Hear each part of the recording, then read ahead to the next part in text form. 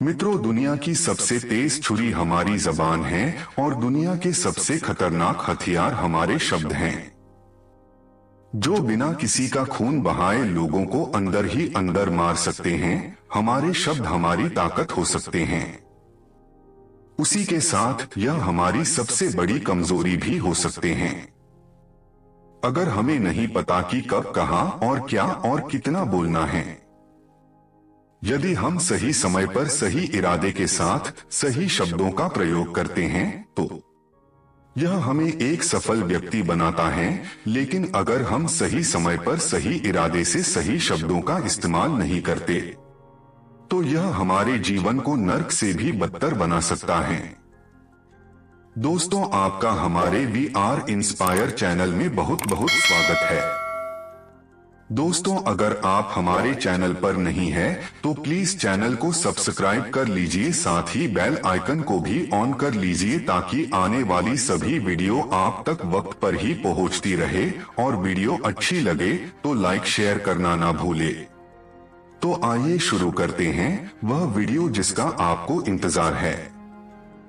तो चलिए जानते हैं एक कहानी के माध्यम से चुप रहकर जीवन को कैसे बदला जा सकता है।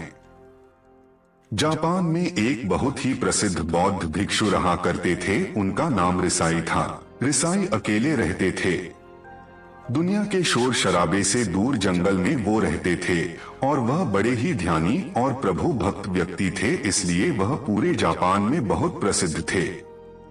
एक दिन एक राजकुमार रिसाई के पास आया और बोला, हे प्रभु, मैं हमेशा थका हुआ, निराश और परेशान महसूस करता हूँ।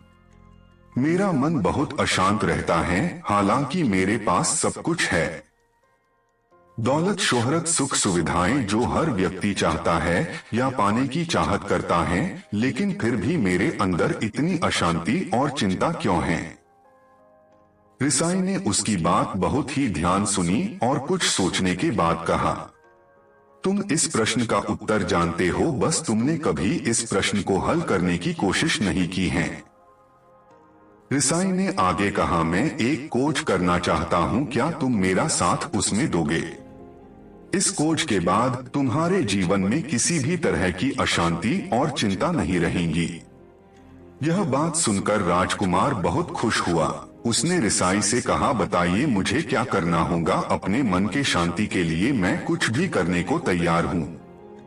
राजकुमार की बात सुनकर रिसाई ने कहा, तो फिर अगले 15 दिन तक मेरे आश्रम में रहोगे और एक सामान्य व्यक्ति की तरह अपना जीवन व्यक्तित्व करोगे, और इन 15 दिनों में तुम अकेले और चुपचाप रहोगे, जितना हो सके कम बोलोगे।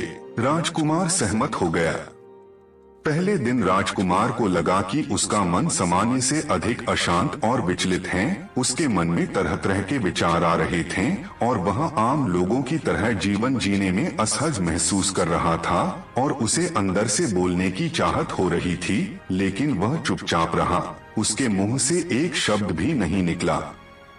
अगले दिन वह वैसे ही पूरा दिन चुपचाप बैठा रहा।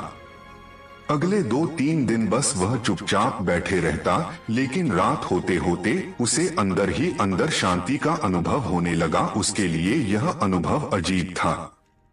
वह खुद से पूछ रहा था कि वह अंदर ही अंदर इतना खुश क्यों है। अगले दिन राजकुमार अकेला चुपचाप बैठा रहा और वह प्रकृति को निहारने लगा। वह पौधों को, फूलों को, आकाश में उड़ रहे पक्षियों को देख रहा था। वह अपने जीवन में पहली बार यह अद्भुत दृश्य महसूस कर रहा था कि उसके आसपास कितनी सुंदरता है। अब वह दिन भर प्रकृति की सुंदरता को निहारता रहता और ताजगी महसूस करते रहने लगा था। इसी तरह से 10 दिन बीत गए थे और उसके मन की सारी बेचैनी, सारी हलचल और सभी तरह के तनाव गायब हो गए। 11वें दिन की सुबह राजकुमार फिर से एकांत में बैठ गया और कुछ ही मिनटों में उसकी आंखें अपने आप बंद हो गई और वह गहरे ध्यान में चला गया। वह पूरे दिन वहीं पर ध्यान लगा के बैठा रहा और गहरे ध्यान में डूबा रहा।